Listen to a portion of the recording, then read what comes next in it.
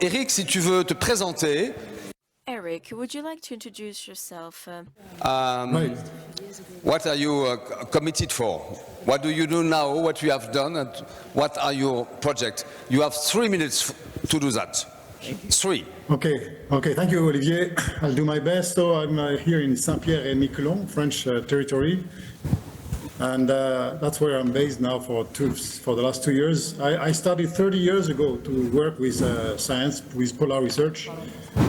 You might have some pictures showing in which kind of atmosphere we work. So we decided to have first to go in the Arctic for science, but then after living so many years in the Arctic, it was more for the local communities. In which France we were really keen on trying to more understand this environment. And a small sailboat like Vagabond, which is my main tool for working in the Arctic, is very easy to get close contact with the communities. Very sobriété also is not sure how you say in English.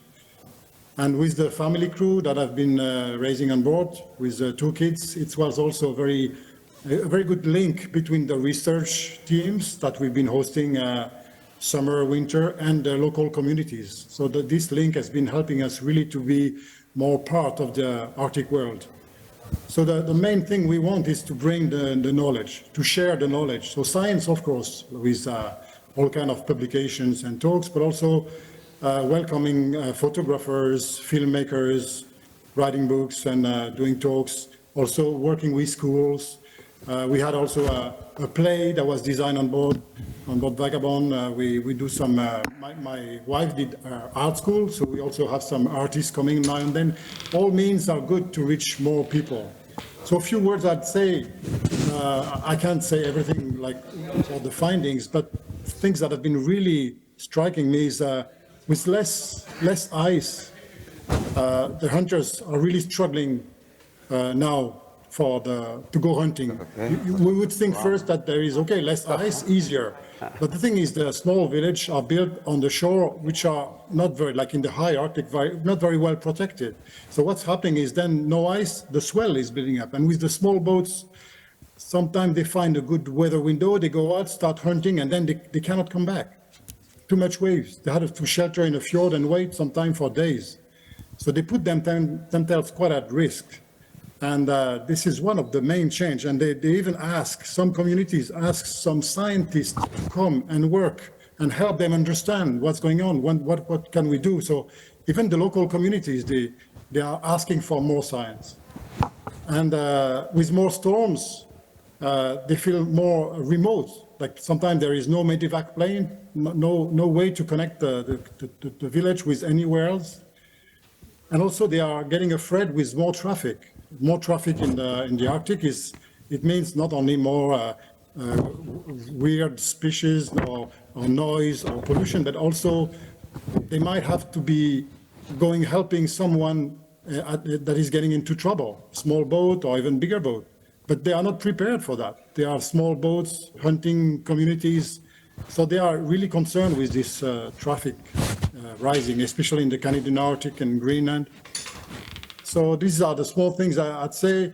Also, we have to really help by more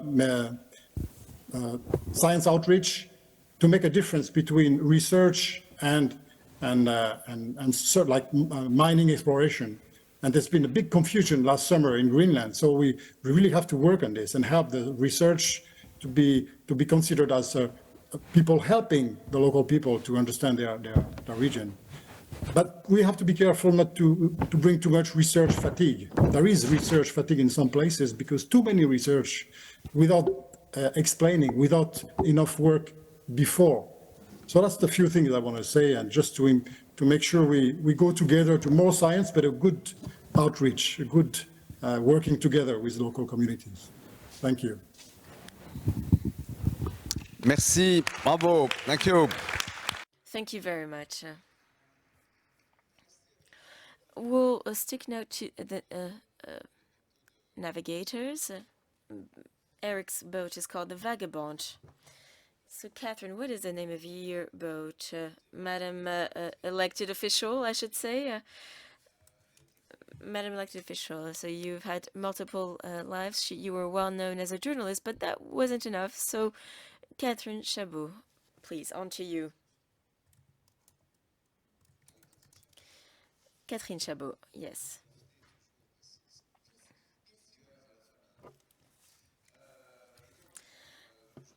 So, very well known journalist and also a well known navigator, sailor. And you're now in politics, European politics, and you're very efficient on any issue related to oceans, maritime issues, and polar issues. In your seafaring experience, do you see any difference in terms of the impacts of climate change? And what can you contribute from your own experience to what is happening in these regions? Your experience as a politician, a journalist, and a well, thank you very much. And as a columnist, of course. Well, do we speak French or English? I thought I had to speak English for 3 minutes. Please do. But what do you prefer? No, no, Your no. translation, si tu as de la traduction, si tu as de la traduction, je parle en français. Il y a une traduction, oui. D'accord, ok. Donc merci à toi. Alors si tu le veux bien, je voudrais. Then there's interpreting services, so I will be speaking in French. I'd like to welcome Éric Broutier. Éric, I've met him with Vincent Dussel well before they started off with with Vagabond, and France has an extraordinary experience, and she fell at sea. Well, we won't tell her story, but I really truly admire what they've been doing for many years with Vagabond and their contribution to science. And what a wonderful example and source of inspiration for so many families. Of course, I'll introduce myself for those who may not know me. I've had many different experiences in my life, and it's an honor to be here with explorers because I've never seen myself as an explorer. But yet, that being said, I would be happy to say I'm an ocean explorer because I've carried out a solo world tour of oceans in 1996 and 2000 with the Vendée Globe contest, and crossed the Atlantic 5 years as solo explorer. And it's this experience of the sea which really gave me this momentum. It fed me, and it still feeds me today. You cannot fight oceans. You need to make do with oceans. So I'd like to share a little experience. In 2004, organized a sea and mountain expedition with mountaineers, with people who were couldn't see and couldn't hear. Probably we went to Georgia, and it was a wonderful experience. And then I was able to go to Tara, the Antarctic Peninsula, and there was this wonderful photographer, Sébastien Zagaldo, and we experienced wonderful moments.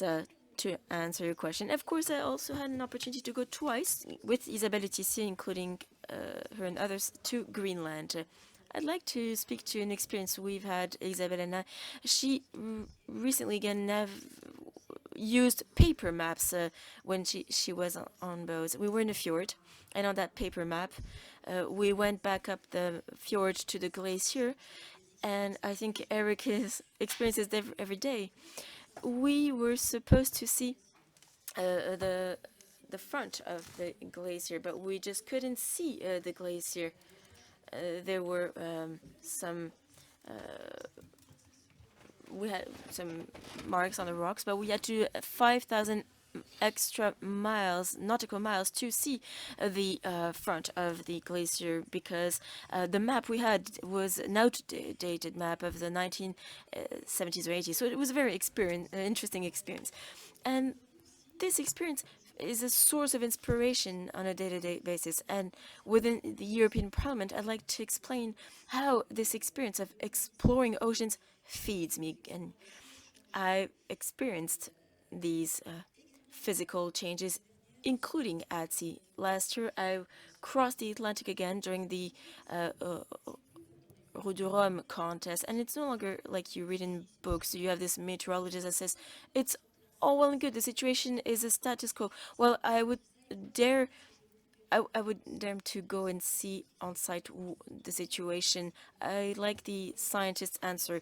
Bring politicians at sea in Antarctica and Arctica to see the lay of the land. I'd like to bring my colleagues at the European Parliament in these areas so that they can have a more maritime mindset, because we see very brutal extreme weather events.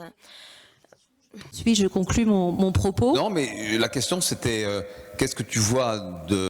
So, what's your take on this? What are the changes you can see when you sail? Well, I already gave you part of the answer, you see, telling you about the fjord and the glacier that we could no longer find. I can tell you about all the debris, all the waste. When I first did my first solo race back in 1991, I could see some waste right in the middle of the Atlantic Ocean. Now, we've been told about this for many, many years now, but I think that all this waste started to pile up some 50 or 60 years ago. And now to tell you about the melting of ice, and I could see that in southern Georgia, fauna is more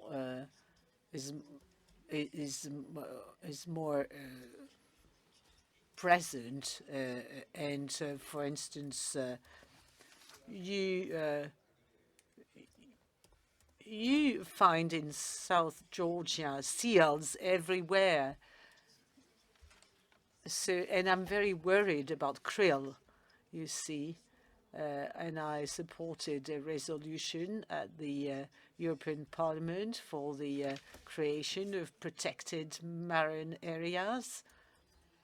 One can see the importance of fisheries, more particularly in those regions.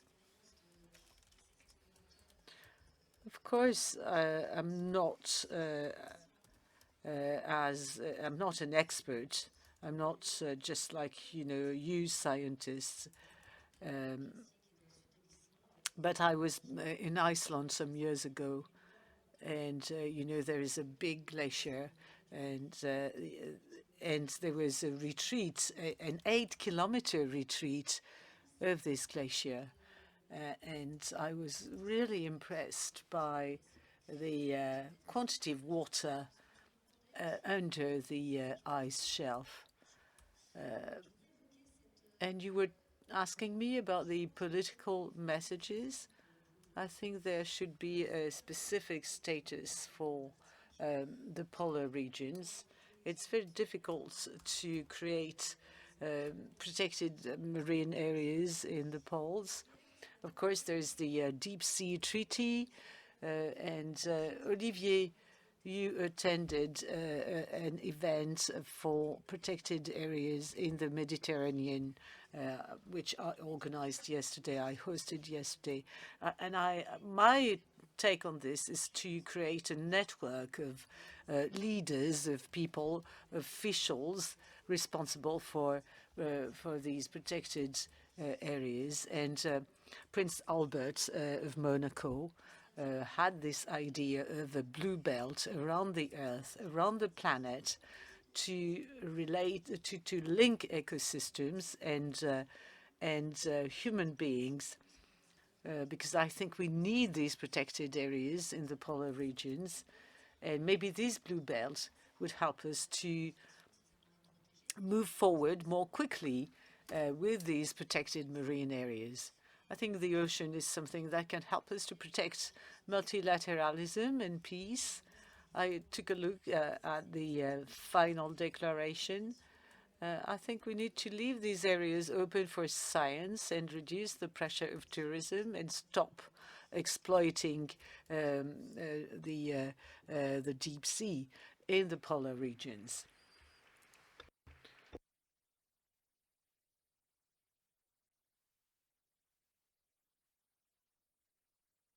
Now, this declaration was drafted 1 month ago. It was forwarded to 5 or 6 countries, prescribing countries, 2 very large powers that are present in the pole. Now, the Antarctica isn't covered by the United Nations. So it's not up to the UN to tell us what can be done in the Antarctic region. And there are so many fierce discussions with a lot of countries that will attend the conference on Friday, and they don't want to sign a declaration that would be too far-reaching. And these countries have their own protected areas, marine areas, and they will go on exploiting fossil fuels. However, we can do more, and you just suggested quite inspirational challenges. Now, I'd like to give the floor to your neighbor, who is a director, a film director, and there's going to be a preview of his film tomorrow evening. It's called The Voyage to le Pôle Sud, a magnetic continent, voyage to the South Pole. So this film director is Luc Jacquet. Are you an explorer? No, I'm not. I've been very apt at piggybacking sailors and people who took me on board. I'm just a film director, though with a scientific background, which explains why I spent 1 winter season at the Dumont d'Urville station, age 23. So I can share their excitement, but I'm not an explorer. However, you've been able to shoot films that bear witness to what goes on in these places. Yes, indeed, I think it's the least I can do, having the privilege of seeing these places. Of course, I want to share this with people who can't be on these expeditions. I can still remember one of the expeditions with Claudine Karadec, and it was quite a harsh experience. And likewise, when you sail to Dumont d'Urville station. And so I want to share this with people. I want to share this pleasure to be absolutely amazed at the beauty of the environment, at the freedom you can feel in your bones when you're in this place. And I think it's important to still think that there are places that are not cordoned, that are not contained, that are not well trodden. And unfortunately, I've had a sufficiently long life to observe the deterioration of my environment, the Jura mountain where I live, or the first time I could feel some raindrops in Dumont d'Urville in the Antarctica, I was quite taken aback, because this sort of very banal thing that a raindrop is something that is quite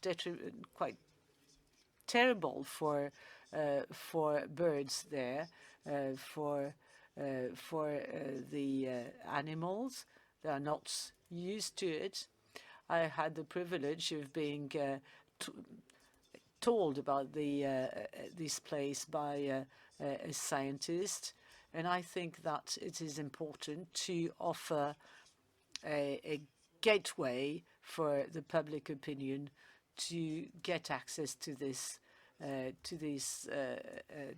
area and to this science, being emotional and being capable of showing how beautiful this place is also a way to reach people and get the message across.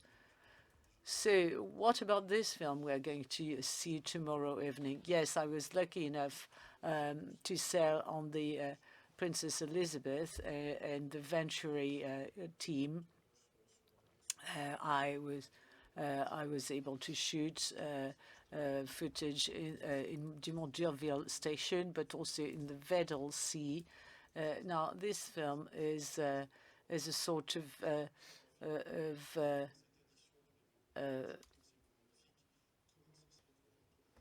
it's an album of everything I've seen over the past 30 years in these places, because it's something irrational that pushes you to go to this place. And I wanted this film to go through this initiation, this sort of coming of age voyage from Patagonia to the pole, and share this with the people who will never be able to go on such a journey. Now, all of you are invited to watch this film tomorrow evening, and we're going to get a sneak preview right now. Ces forêts les plus australes du monde.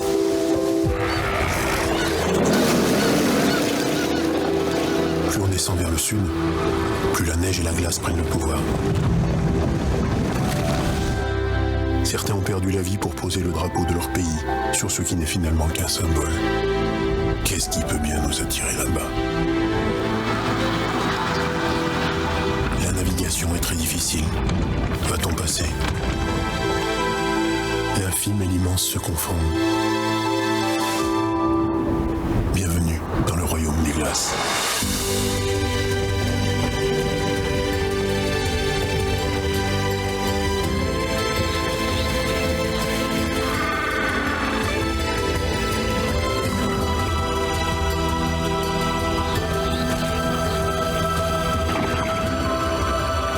Tout nous dépasse, le temps, les forces en présence.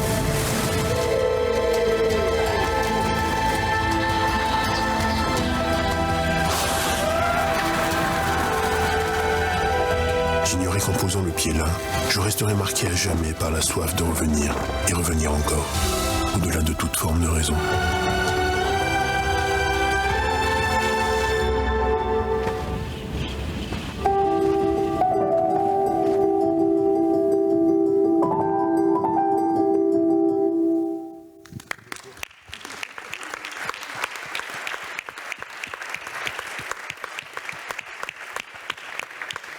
J'ai oublié aussi une participation. And Olivier Poivre d'Arvor also features in the film. Yes, I was over there, you see, and so it's my first appearance in a film, in a long feature. Yeah, thank you very much for this wonderful and beautiful film. Now, Heidi, Heidi,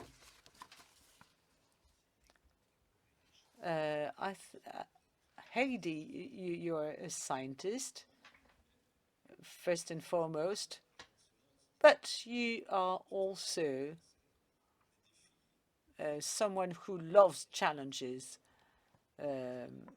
and she has a wonderful project, and I'm very grateful to the Institut Paul-Émile Victor, the IPEV friends who are supporting her, and in particular Mathieu, who is not a scientist, by the way.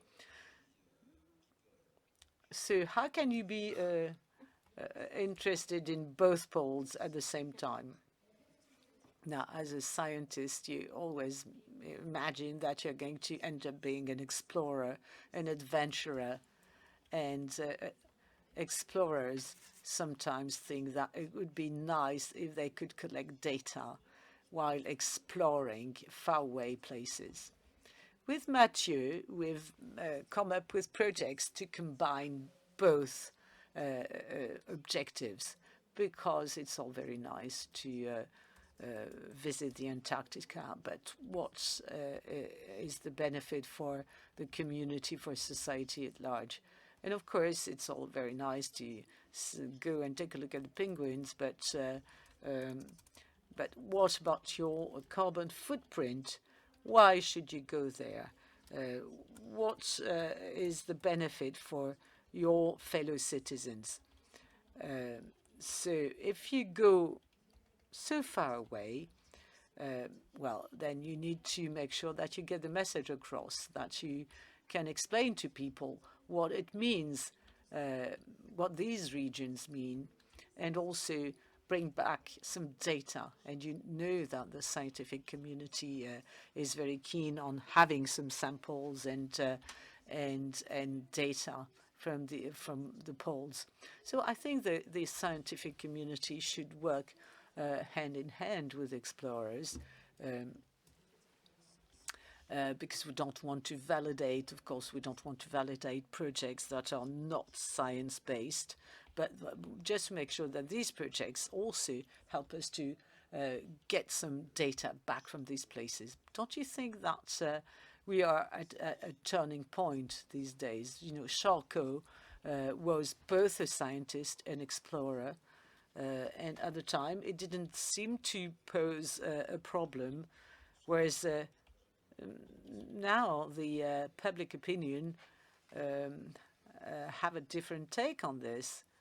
You bring back images, and of course this provokes emotions, but on the other hand, there's also a more serious piece of work that is more scientific. Now, of course, we come after a long series of explorations with major French explorers, but they also they were also involved in scientific projects, and these people shared very widely their experience, and it's the second point I'd like to make. Whether you're a scientist or an explorer, I think it's very important to explain and convey the feeling you have when you are in those places, in the Antarctic Ocean. These are absolutely fascinating places, and as a scientist, you should also be able to explain this to people, talk from your heart, because science cannot have an impact if it's deprived of any emotions. And this is why we are, this is what we are attempting with our project, a joint project with Mathieu, because we want to be able to make it possible for people to relate to these projects and people understand what it means, even if they are based in Paris and they never go to Antarctica in their whole life. We need to have communications, but not for the sake of it, just to spur some action. Well, thank you very much, Heidi. That's very clear. Mathieu, you can come and join us. But we are going to give the floor to Ramon Laramendi first. Thank you very much for being here. Okay, excellent. In fact, you are Spanish. But you are no more Spanish because you are from Greenland now. You have been living for so many years. Are you Inuit, or how you explain your relation with this part of the world, which is a very special one? You live in Greenland. You have been there Yeah. so many times. Yeah, I'm born in Madrid. I'm a Spanish citizen, but I have been going to Greenland for the last 38 years. And actually, I have my house in Greenland. I live part of the year there. Where? I run a company in Greenland. Which part of Greenland? In South Greenland, in Narsarsuaq and Narsak area. A huge city of 200 citizens, no? A big town of my town is 50 people actually live. 50, yeah. Kasiarsuk, yeah, it's but lovely. And 7,000 people in all South Greenland. No? Your first time in Greenland was? I arrived first time in 1986, an exploration. I did cross the Greenland ice cap with skis already very long time ago. So that means 30 even 30 many years, yeah. And the country changed a lot? Sure, I have seen great changes in all types. I have seen changes, sure, on the glacier. For instance, from my first expedition to Greenland, the spring was really far earlier than now. That's pretty incredible. The amount of river and the spring, it was very cold, and it was really, there were very few rivers. Now it's huge amount of rivers over the ice cap. Far earlier in the season, the ice cap, the sea ice. I've seen huge changes over the sea ice in many places. Of course, the glacier that many people has already mentioned here. There are huge changes on the glacier and the climate. Talking to the people with the animals that are in Greenland, they are really changing because the water temperature is changing, and it implies changes in the animals, and of course it has big implication for the people, for the local people. No? Then there are a full range of changes that I have really witnessed with my own eyes. Yeah. And how you explain your relation with Greenland? How it starts, you know? And I believe it's the paradise on earth. Of course, I'm in love with Greenland, with the country, I'm passionate of the nature. I believe that there is no country like Greenland. It's such a huge country, absolute pristine nature, and of course the people, with the local people, that is really very special. And this combination of wild nature, completely pristine, and really the local people makes it for me like really my place. I'm Spanish born, but by heart I'm Greenlandic by heart. But the Spanish food is good, and sure, of course. I love Spain very much. But I mean, it doesn't mean, I think the contrast is the best. The contrast between the big town and the full nature. I mean, not to be all the time in the big town, of course, not all the time in the wild nature, but this contrast between completely different worlds, I find it fascinating, and really gives me this special view of what is happening. And so you live with hunters, with fishermen? Or? Yeah, I have lived for a very long time. I made a long expedition from Greenland to Alaska, 14,000 kilometers by dog sled, Inuit style, between 1990 and 1993. And there I learned the Inuit language. I speak the Inuit language, not perfect, but I can really communicate and many things, because I have so long time in the small communities talking to people about every kind of issue, about the sleds, about the ice, about the animals, and really, years of that has given me an insight, really, about the point of view and the mind of the local people, and I really feel at home being there. Have you heard about Paul-Émile Victor? Of course, I know about Paul-Émile Victor. Have you met this incredible lady who is the chairman of the Fonds, la dotation Victor, le Fonds dotation Victor? You need a microphone because you have to speak if you agree. She is not easy to deal, in fact, with.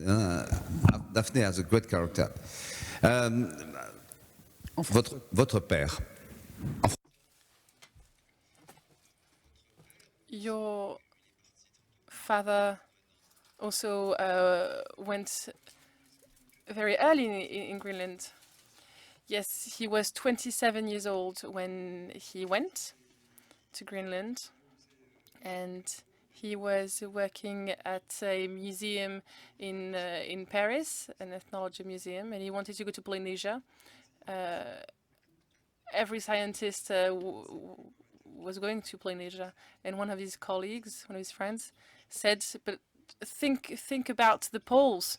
And that is why he went to Greenland, by getting in contact with Charcot. Yes, Charcot was the one who took him. Yes, that was in 1934. And from what he was telling you, of course, we know a few things about him through what he wrote, but he was your father, so you have a particular relationship with him. Was he particularly fond of that country? Or did he forget about it when he went to Polynesia? No, he was very fond of it. It was very key to him. He went first time, and then went a second time during the winter, and he lived with an Inuit family, and he learned how to live with the Inuit. He learned how to be a man. He learned much about nature. He learned about human relations, and it was crucial to him. Yes, we see that his work is full of his experience in Greenland. Yes, but if I may,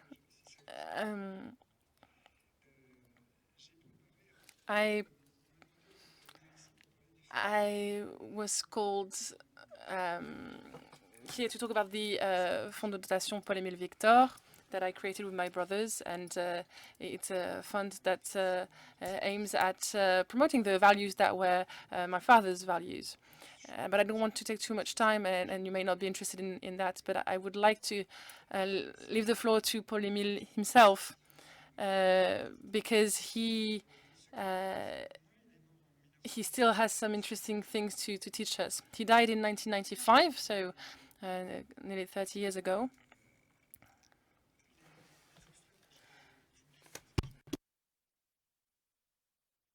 And I'm going to read some excerpts to you. They are from a book that he wrote. He was talking about the environment. It was in the 70s. In 74, he had created a particular fund for men and his environment. He was working with Herzog, Tazieff, with Charcot, with Jacqueline Auriol, one woman, with Prince Ringuet as well. And in 79, he published this book. And there are some things that may be obsolete in that book, but there are some things that are still very much interesting today. So he said that protecting the environment was about survival, that some people denied that fact, and those people were idiots or irresponsible people. For the other people that actually do want to protect the environment, then they'll take comfort in knowing that they did what they had to do, and that might be their only comfort. I realized that quick action was needed, and acting in depth was necessary as well. And that it was necessary to fight to preserve quality of life and nature. And it was necessary to fight for that because it was what made mankind mankind. And we have to act quickly now. The future, our future, will depend on whether we allow nature to be and whether we decide to take measures to protect nature. And I would like to conclude with a sentence that something that he said to me once with a sad smile. Mankind is the only species that does not have a survival instinct. So dear scientists, dear all, just like colibris, just like this little bird, it is time to show him that he might have been wrong. François Lepage. François Lepage. you have a brother, Emmanuel.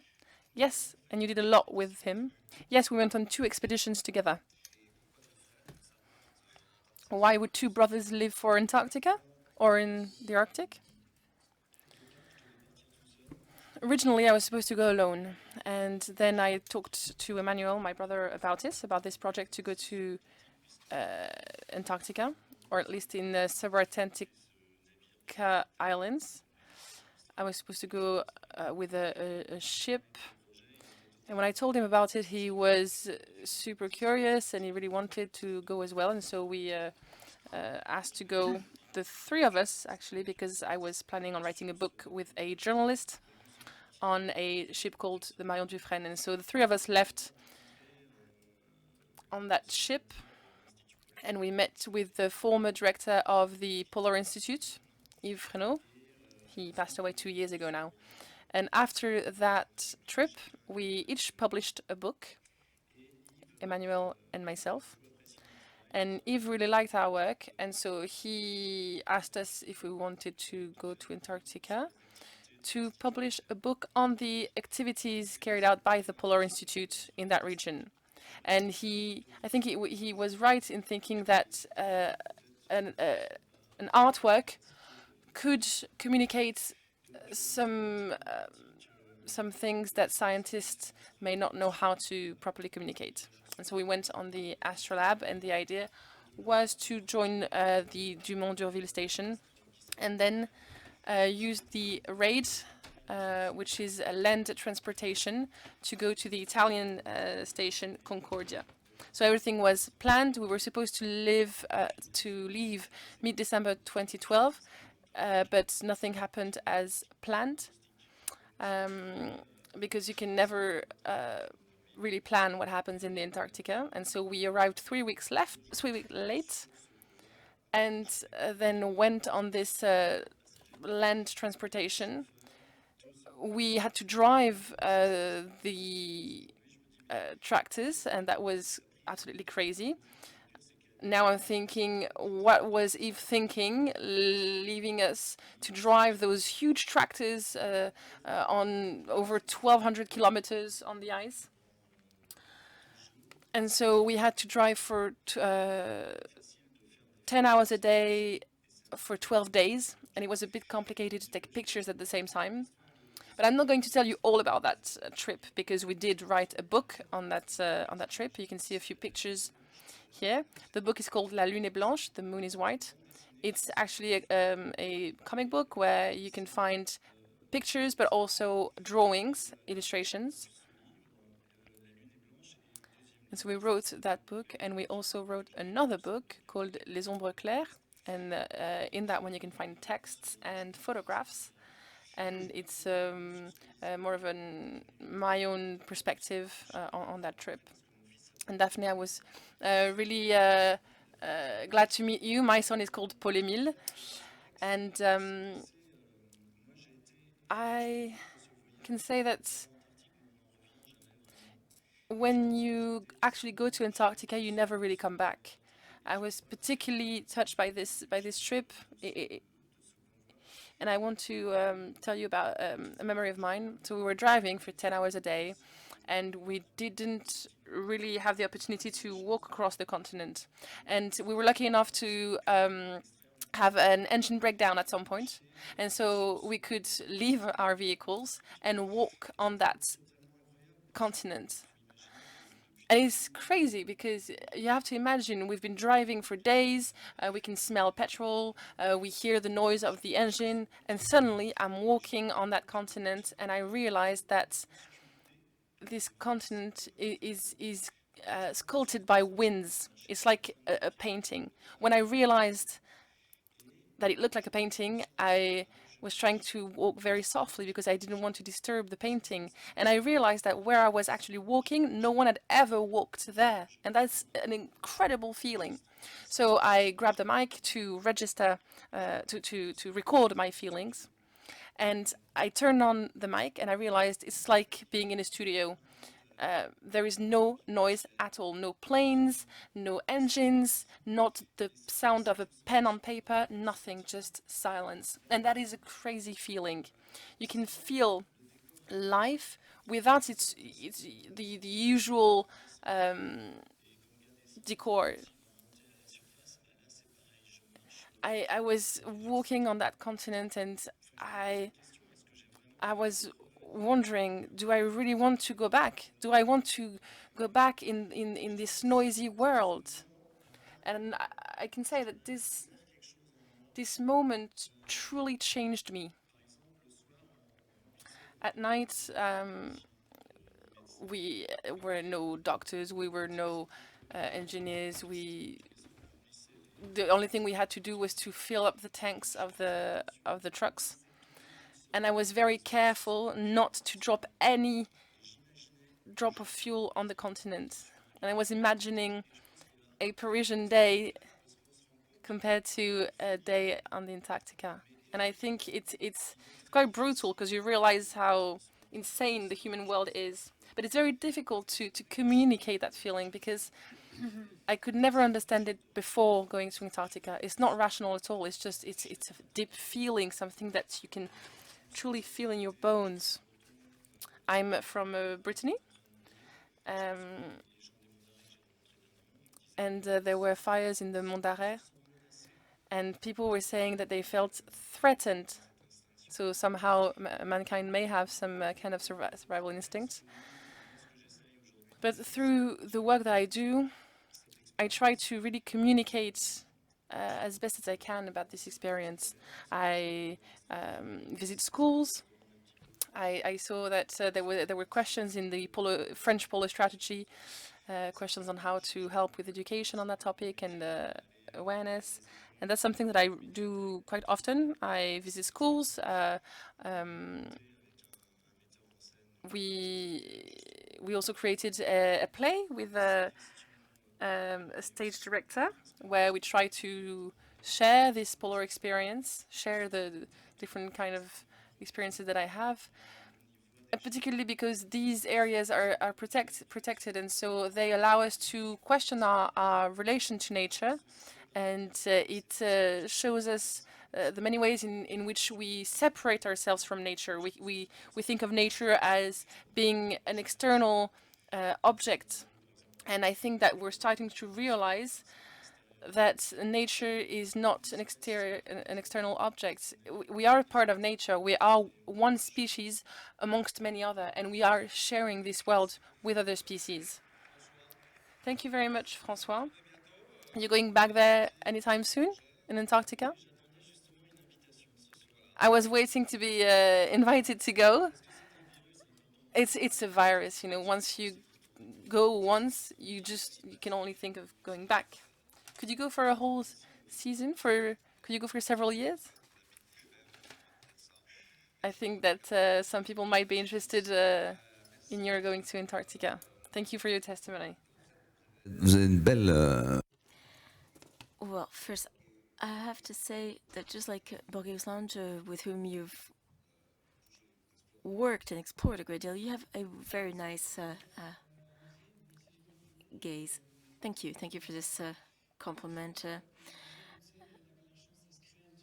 I was very fortunate, but fortune is something you earn as well.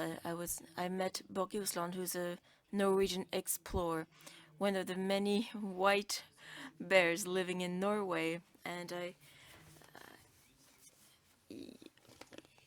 he's a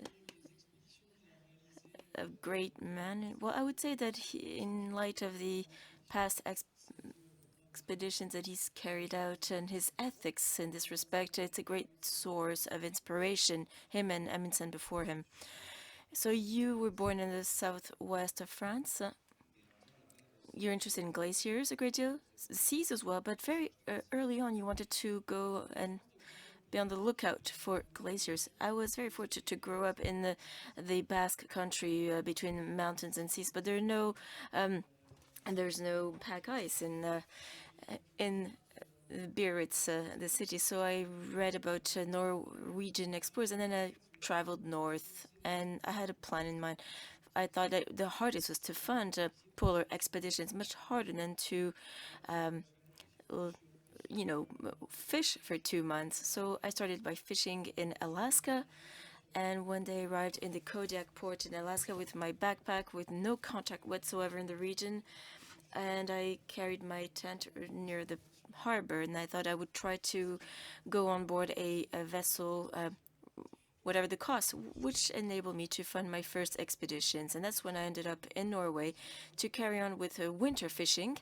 This was a good way for me to gain experience. So I fish cod and crab in Norway and other fish in Alaska. And then one day I packed 15 kilograms of frozen fish, cod and other which I brought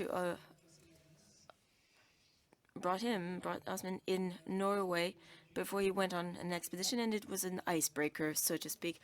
Today we are expedition partners. We have a project called Ice Legacy. What is it about?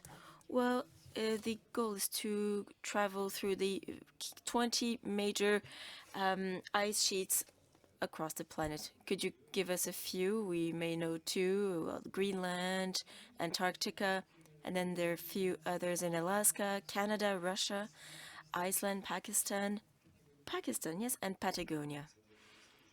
So you started already? We're halfway through the project today, and of course, our goal is not to ski just for the pleasure. I mean, I have some 30 expeditions which I've carried out in polar environments. It was a great challenge for me, which made me very happy. But my goal today is to try and build bridges between science and adventure, because we want to go to push the envelope, so to speak.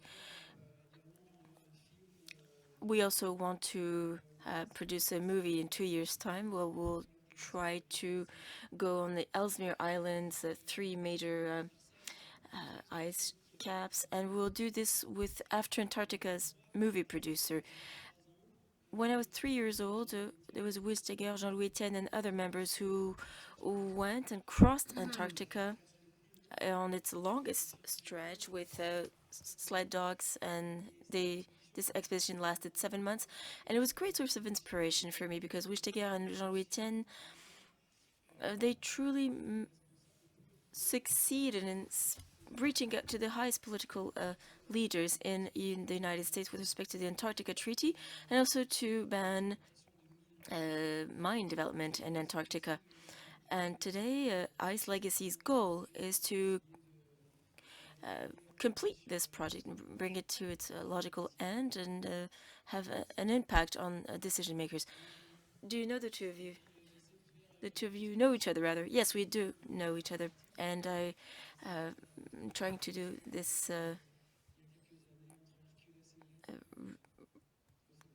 I tried this solo travel between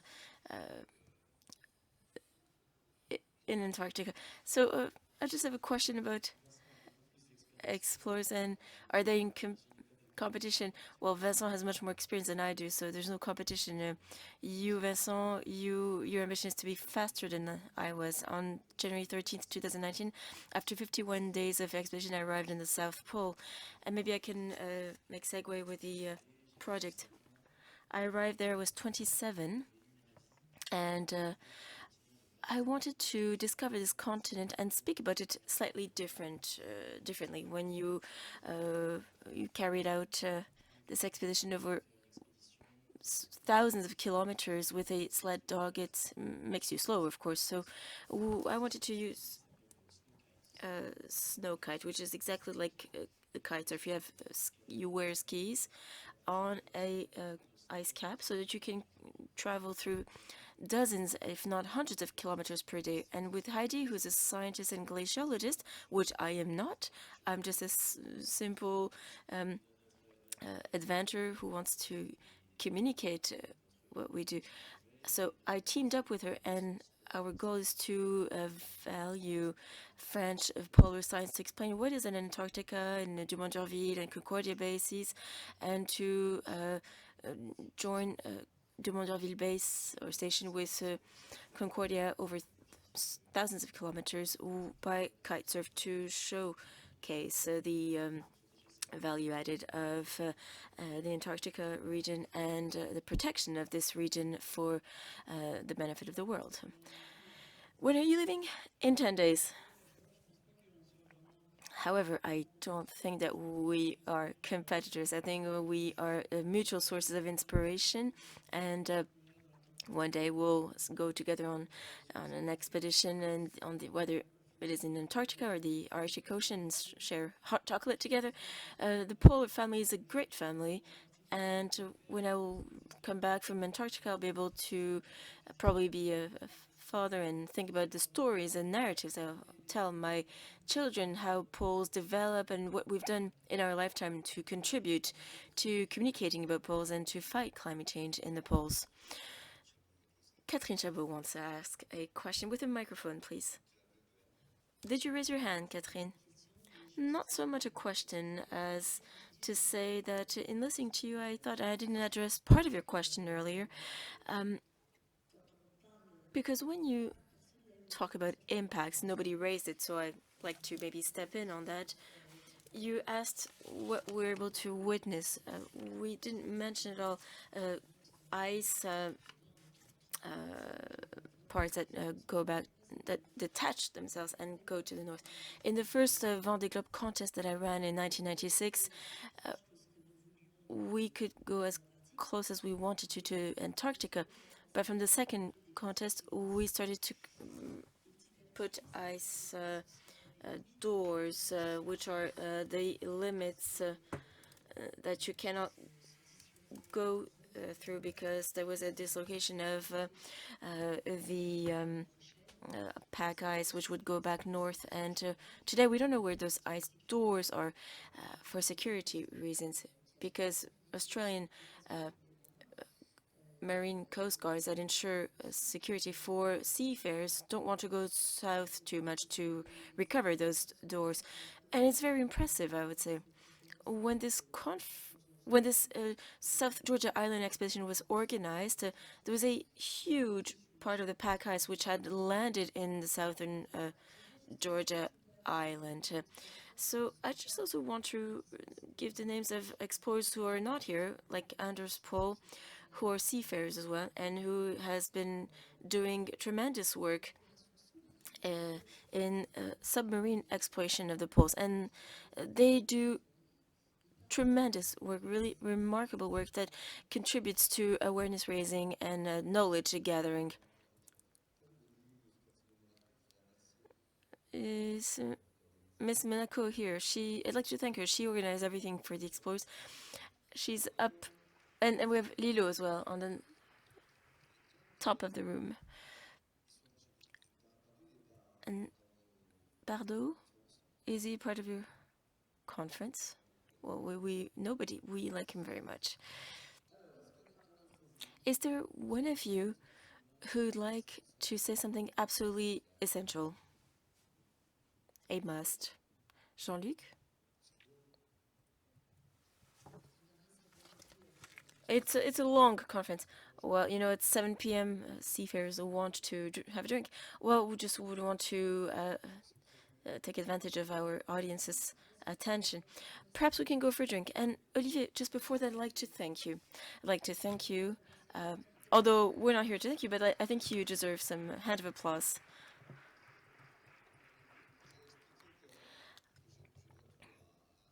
I said that I owe everything to scientist Jérôme, who's here, and he's become a friend, a source of support, from whom I've learned so much. I didn't know some people could be passionate about ice for 40 years.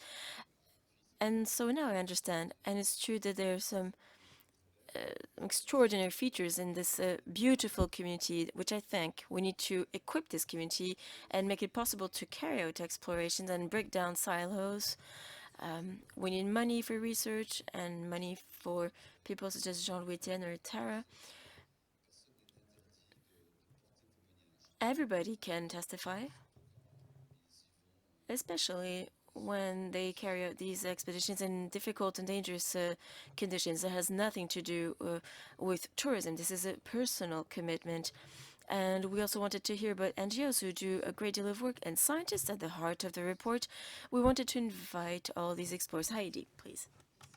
Thank you, Olivier. Just a little thing I'd like to add. We're at the end of the first day of this polar summit, which we welcome wholeheartedly. It was very timely in France. And today, or tonight rather, I'd like for us all to think about this question. At the end of this first day, have we done our utmost to try and protect this cryosphere?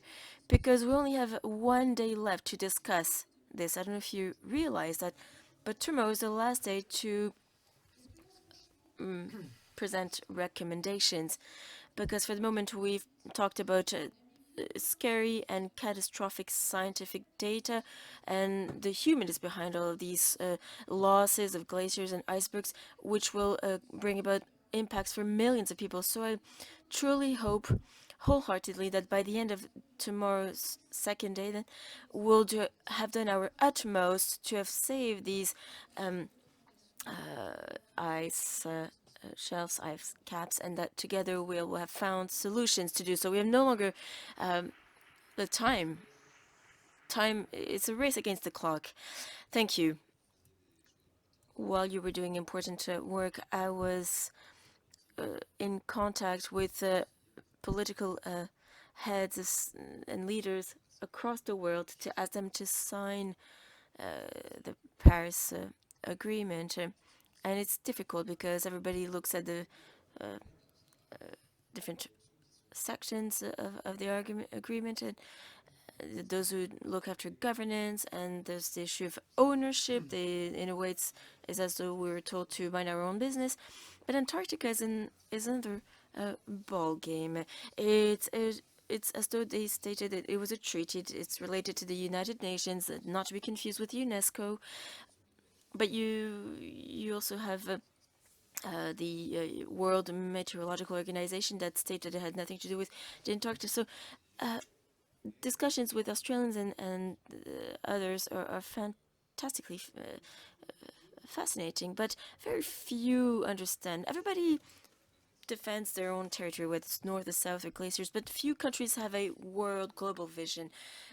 Save for some small countries, which is quite surprising, but those are the countries that are threatened by the sea rise level. Small states, Japan has just signed this agreement, and that's very important. But this remains a challenge. This summit is very useful because, to be quite frank, in 10 or 15 years down the line, there will be geopolitical tensions, which will be much more challenging than the issues of krill or others that we've talked about today.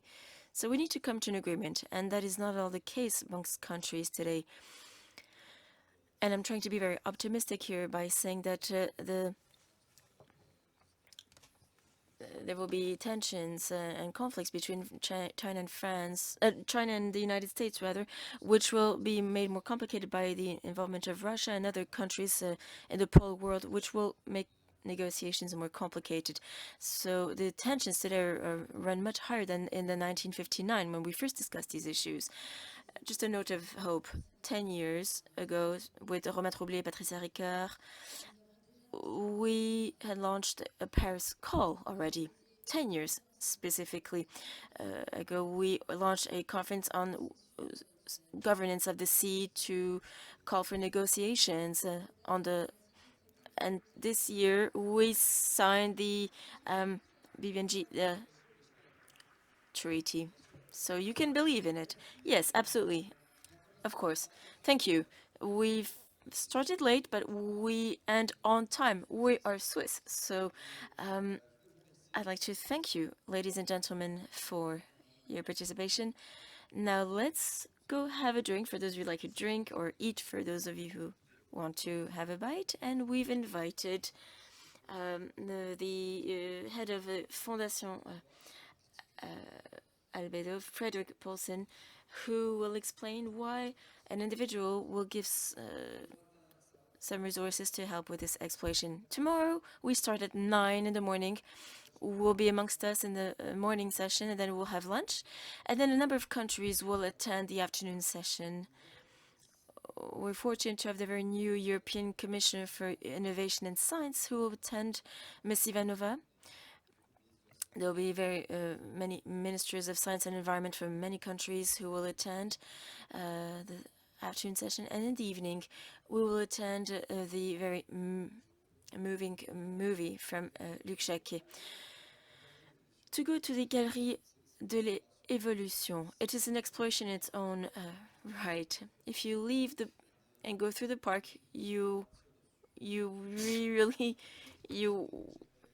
it's at your own risk and peril because of the guards. So there's an issue with the exit. You need to take the Cuvier door just close to the room, then you have to just go outside around the block. You'll see the Great Mosque, and then you'll see the main door, the main entrance. And if you can't find the entrance, well, it'll be an exploration. Perhaps we'll see you tomorrow then. Thank you.